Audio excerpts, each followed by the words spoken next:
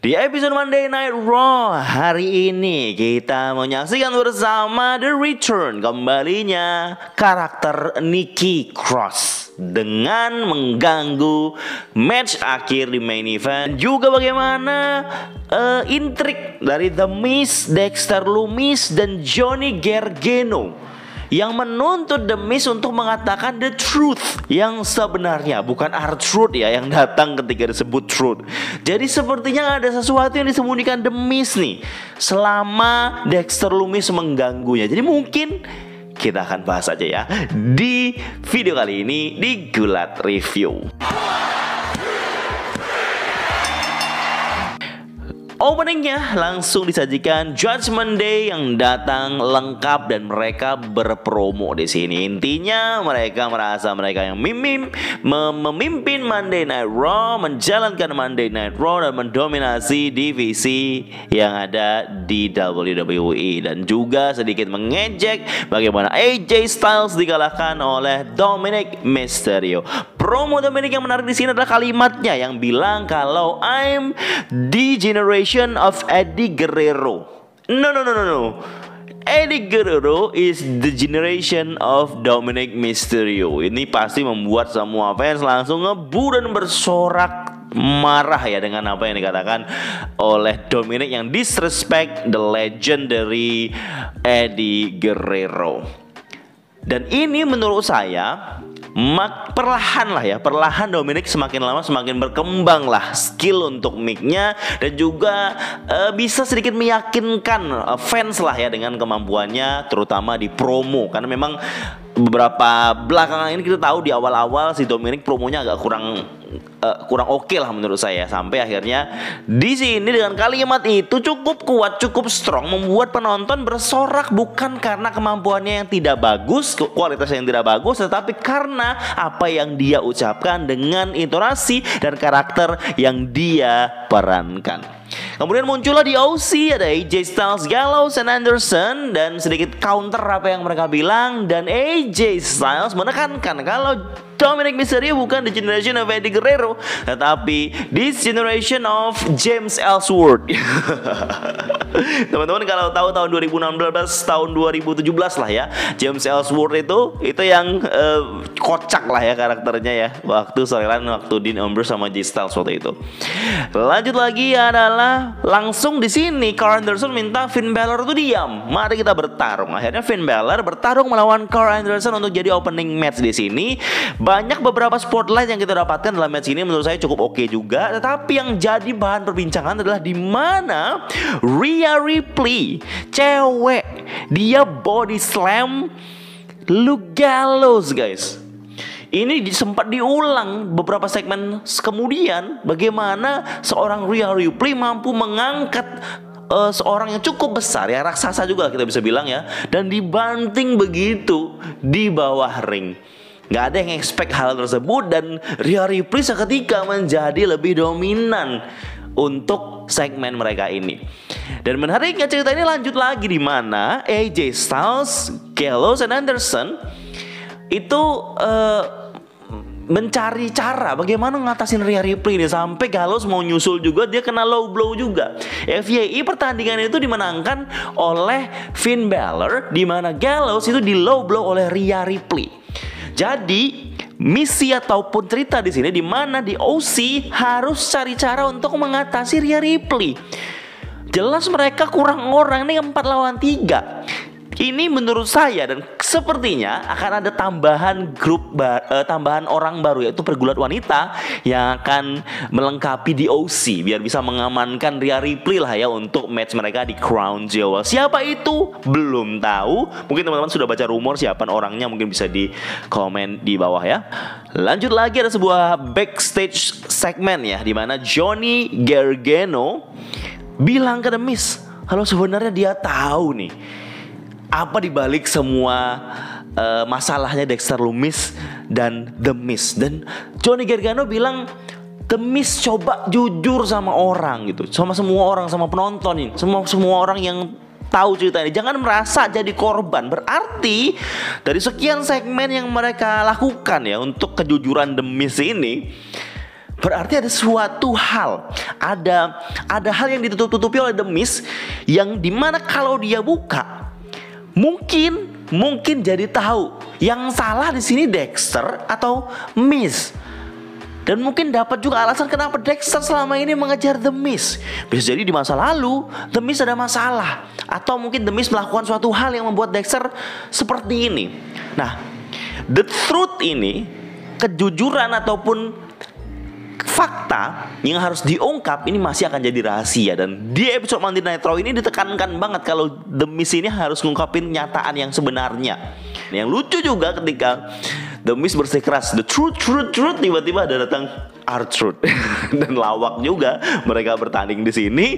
Tetapi Johnny Gargano mengganggu, merusak fokus The Miz dipin quick oleh R-Truth menang dalam match ini. Gak pernah datang jadi jobber, tapi bisa mencuri kemenangan oleh The Miz. Dan satu hal poin juga nih yang diungkapkan The Miz, kalau dia merindukan Ciampa, yang dia gak tahu Ciampa di mana.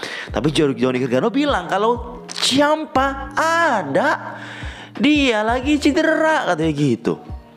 The Miz jangan bohong. Ini bisa dibilang udah Johnny Gargano menangkap kebohongannya The Miz di poin di promo mereka ini. Dan orang jadi penasaran, ini masalahnya apa nih? Apa nih kenyataan yang harus diungkap oleh The Miz ya? Kita harus nantikan ini guys ya. Saya juga penasaran apa. Kita lanjut lagi ke segmen berikutnya, adalah Mr. Money in the Bank Austin Theory melawan Mustafa Ali, dan dihadir oleh Seth Rollins, US Champion ya, datang menonton sebagai komentator. Dan satu hal yang saya tangkap dari cerita ini, by the way, matchnya dimenangkan oleh Austin Theory, di mana Rollins kalau nggak salah mengganggu, yang membuat Mustafa Ali bisa kalah begitu, dikalahkan oleh Austin Theory. Dan Austin Theory ini sudah 18 kali ya matchnya itu, katanya saya lihat statisnya 18 kali kalah, dan ini baru kemenangannya untuk mengalahkan streak 18 kali kalah begitu di akhir-akhir ini. Dan kemenangannya Austin Theory pun menurut saya masih kosong-kosong aja, karena utamanya di sini menurut saya ceritanya adalah di mana Mustafa Ali berjuang untuk mendapatkan kans melawan Seth Rollins untuk US Champion. Dan terbukti setelah Austin Theory menang, dia keluar dan Rollins mulai menghajar si Mustafa Ali ini. Dan kita sempat berpikir, dan saya sempat berpikir ketika Austin Theory muncul di NXT dan sedikit mengancam dengan kopernya, saya berpikir kalau Austin tuh stay di NXT, tapi ternyata masih juga di Monday Night Raw, dia masih akan bergulat dan masih jadi pertanyaan.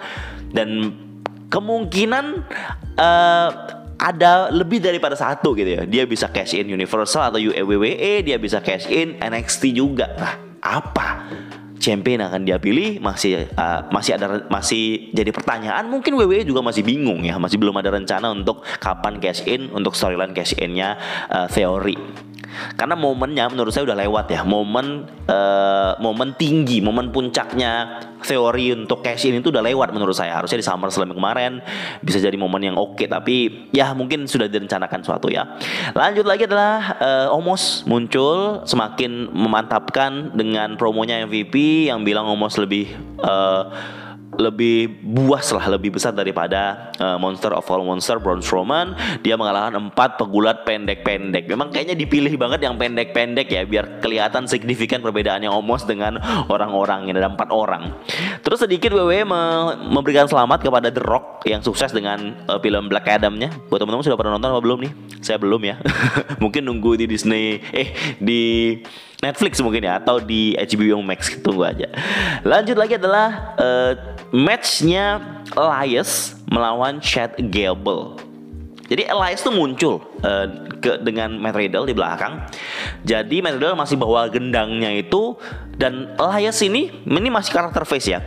Dia memperingatkan Riddle buat jangan ganggu lagi kalau dia punya momen seperti itu lagi, dan dia cukup kesal sebenarnya. Tapi dia maafin si Riddle. Tapi Riddle masih ya begitu doang gitu. Dia masih biasa-biasa saja, nggak merasa itu suatu masalah yang besar dengan stylenya begitu. Dan Elias masih menghargai dia karena si Riddle ini dekat sama Ezekiel sebelumnya. Jadi dia bawa cerita dulu ya. Muncul Chad Gable dan juga Otis yang merecoki lah istilahnya. Di sini kelihatan ada momen di mana Elias tuh mau mukul pakai gitar sebelum si Gable sama Otis datang. Bisa jadi Elias akan kembali ke karakter heel-nya menurut saya di match mereka ini. Bahkan Matt Riddle membantu Elias. Jadi untuk sementara mungkin Elias sama Matt Riddle akan berpartner dan kedepannya mereka akan feud begitu.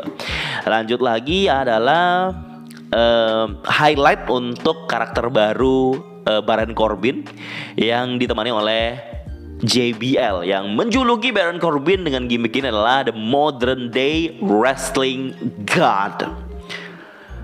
Saya udah ngomong soal debutnya Baron Corbin sebelumnya di episode sebelumnya ya, karena saya berpikir kalau tidak perlu Baron Corbin dipasangin dengan JBL dan perubahan gimmick yang menurut saya tidak signifikan gitu.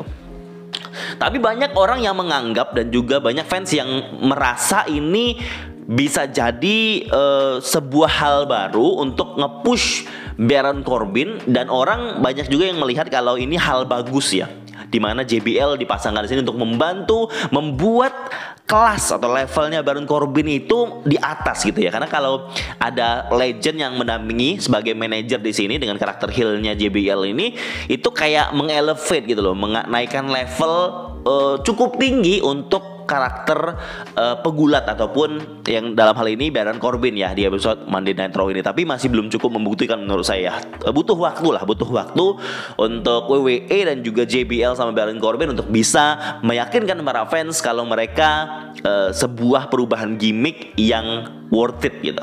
Kita lanjut lagi adalah pertandingan yang ditunggu-tunggu. Jadi sejak awal pertandingan ini digadang-gadang jadi pertandingan yang besar, main event Monday Night Raw. Bayley melawan Bianca Belair.